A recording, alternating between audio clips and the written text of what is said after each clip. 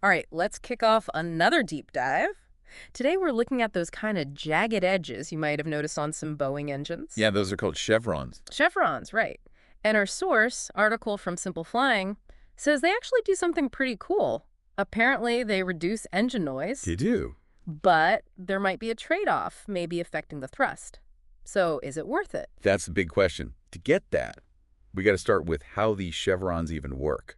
See, when that hot exhaust shoots out, It's like a cone, right? exactly, cones of hot exhaust, and they mix with the cooler air around the engine, the bypass air, and that makes a ton of turbulence. Okay, hold on. Bypass air, for those of us who, don't live and breathe jet engines, what's that all about? Sure. So bypass air, it's a big part of modern engines. That's the air the fan pulls in at the front, but doesn't actually go through the burning part, the combustion. It bypasses the core and mixes with that hot exhaust at the back, and that helps with thrust and, makes it more fuel efficient. Gotcha. So back to the chevrons. How do they play into all this bypass air stuff? Basically, those serrated edges, they smooth out how the hot and cold air mixes. Think of it like a diffuser on a hairdryer. Hmm? You get a wider flow instead of a harsh jet, you know? They're less concentrated. Right. Less turbulence means less noise. So it's not just like a design thing to look cool. Nope, definitely not. They have an actual purpose. Absolutely. NASA was actually in on this. No kidding. They worked with Boeing and GE to develop it. They explain it as smoothing the air out like when you mix cream into coffee. It's that gradual mixing that reduces the pressure differences that cause the noise. That's pretty cool. I bet that's why planes like the 787 Dreamliner are so much quieter. You got it. All 787s, no matter the engine, they've got chevrons. Rolls-Royce or GE, doesn't matter. And Boeing's put them on the 737 MAX variants and their newest jumbo, 747-8. Wow, they really went all in on this noise reduction thing. What was the big push for that, do you think? Well, a couple things. Noise pollution around airports, it's a growing concern. Regulations are getting tighter. Makes sense. So Boeing's probably getting ahead of the curve. Plus, the success of the 787 being so quiet, that probably factored into using chevrons on the MAX and the 747-8. But our article did mention a potential downside. Reduced thrust. How much are we talking here? There's a quote from a 737 MAX pilot. He estimates about a 0.5% reduction in thrust because of the chevrons. It sounds small, but any little bit can affect fuel efficiency. And performance, right. Especially on those long flights. Exactly. Every bit of thrust counts when you're trying to cover those distances. Yeah. Airlines are always watching their fuel costs. Even a tiny drop in thrust can hit their bottom line. But there's a twist. The same pilot also mentions that Boeing was able to take out a lot of soundproofing material because the engines were quieter. So they made the plane lighter. Yeah. They shed about 600 pounds of insulation from the 787. That's Yeah. huge for fuel efficiency. So it's like a balancing act then. Quieter engines, maybe a bit less thrust, but then lighter because of less insulation. That's it, a trade-off. Now, Airbus, they went a different way. They never used chevrons, even after the patent ran out in 2021. You'd think they'd jump on that, free tech and all. Well, it's not always so straightforward. There's a quote from an Airbus engineer in the article. They say their research showed no real noise advantage, and they actually saw a fuel consumption hit. So looks like their engineers came to a different conclusion than Boeing's. Interesting. Two giants, both going for quieter skies and efficiency, but with different paths. Makes you think, huh, what does that say about how they approach aircraft design, those different philosophies? It's fascinating, right? First, it shows there's no one perfect solution in aviation. The best way depends on so many things. Like what? Specific engines, the aerodynamics, even how the airline operates. And second, it highlights how differently they think about design. Can you unpack that a bit? Well, without giving away any secrets, we can see some patterns. Boeing, at least in this case, they seem to really prioritize noise reduction, even if it costs them a bit in performance. Yeah. Airbus, on the other hand, they seem laser-focused on fuel efficiency, maybe less willing to compromise even a tiny bit of thrust. Fascinating. Speaking of Boeing, what about the 777X? Chevrons were tested on a 777, but the new 777X doesn't have them. What's up with that? Good catch. It seems contradictory, but it shows how technology keeps moving. The article quotes the 777X chief project engineer. Okay. He said they've come up with a new nozzle technology. Same, maybe even better.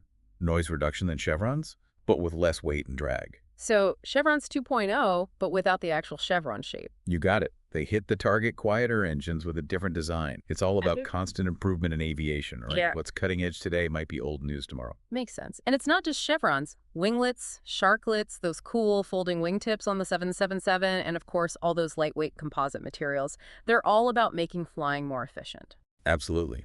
Reducing fuel burn, emissions, operating costs. Yes. It's all connected to making aviation more sustainable. For sure. Can you give us some examples of how those work? Take those redesigned winglets on the A350. They really boost fuel efficiency by cutting down drag. It's like little wings at the tips, smoothing out that airflow. And then the composite materials they use in both the 787 and the A350. Super strong, super light. Exactly. Yeah. Less weight means less fuel burned, lower maintenance for the airlines. It's all about those little improvements adding up. It's like a constant evolution, always looking for ways to be better, more efficient. But back to chevrons. What do you think their future is? Do you see them fading away like those old prototypes on the 777, or could they, I don't know, find new life somehow? It's a great question. I think there's a case to be made on both sides. On one hand, if engineers figure out how to get the same or even better noise reduction without sacrificing anything, then yeah, chevrons might become a thing of the past, like those old long winglets. I see what you mean. If there's a better way, the old tech fades away. Right. But remember, technology isn't always a straight line. Sometimes it branches out, adapts, and finds new uses in ways we don't expect. Maybe chevrons could be tweaked or modified for future designs.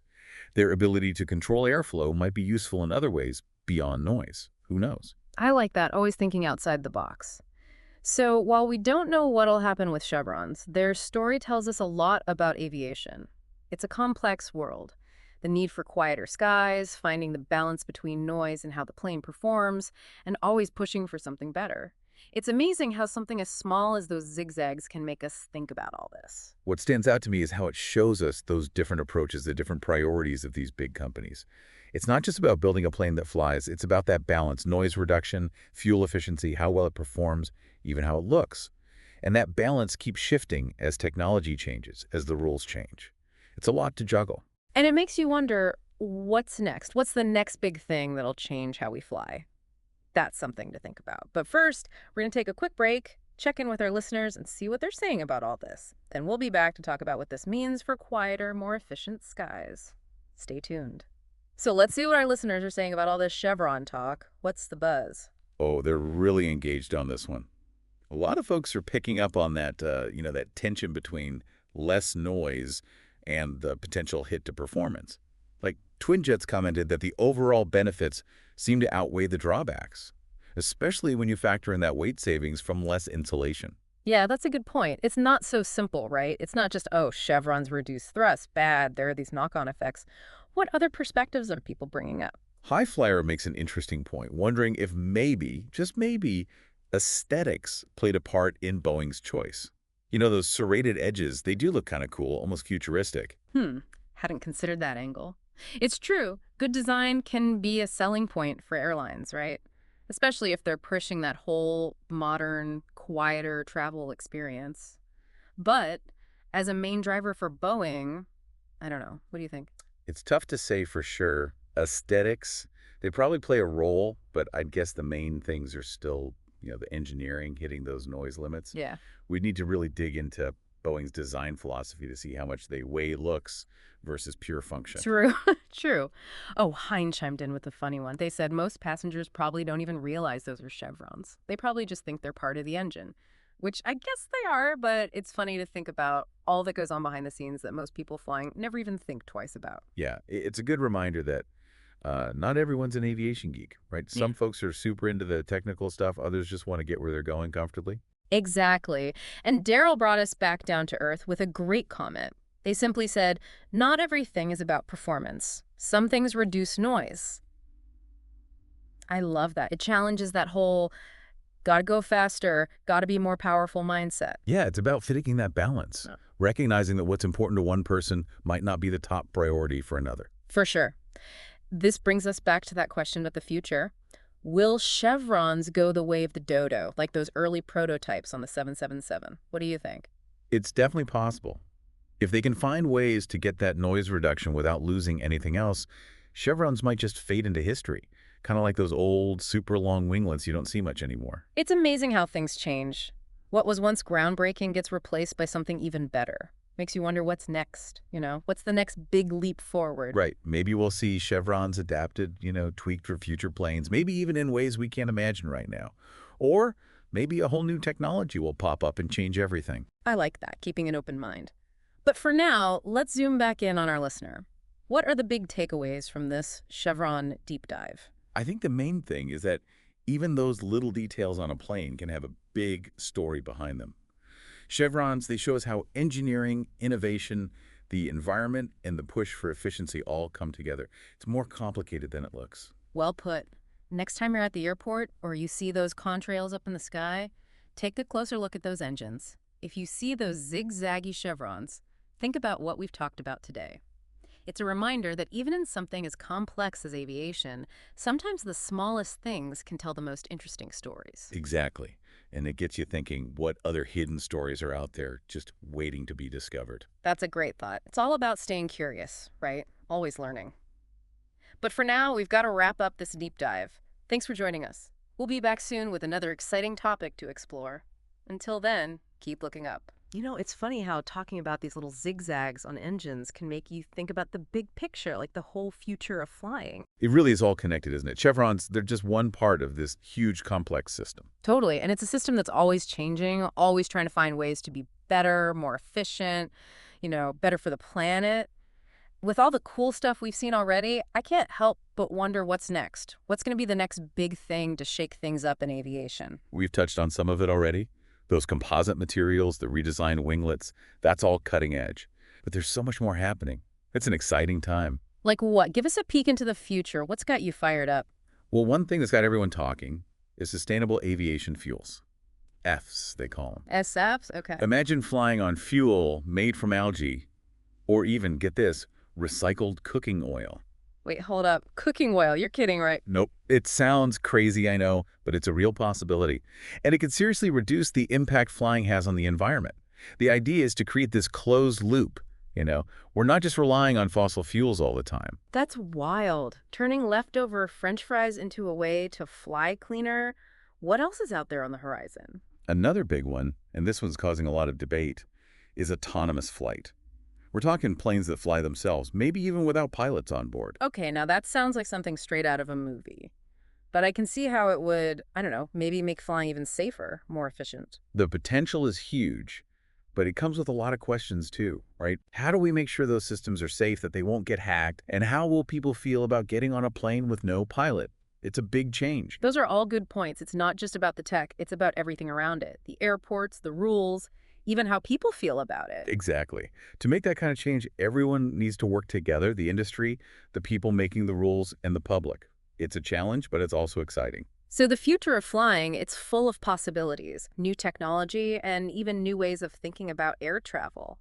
What does all this mean for our listener, the person who's maybe not an engineer but still loves learning about this stuff? I think the biggest takeaway is stay curious.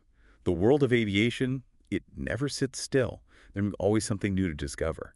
So pay attention, ask questions, and don't be afraid to dig deeper into the stuff that gets you excited. Couldn't have said it better myself. Whether it's those little chevrons, the search for cleaner fuels, or even the idea of self-flying planes, there's a whole world of incredible things out there waiting to be explored. Thanks for joining us on this deep dive. We'll be back again soon with another fascinating topic, so stay tuned. Until then, keep your eyes on the skies and never stop exploring the amazing world of flight.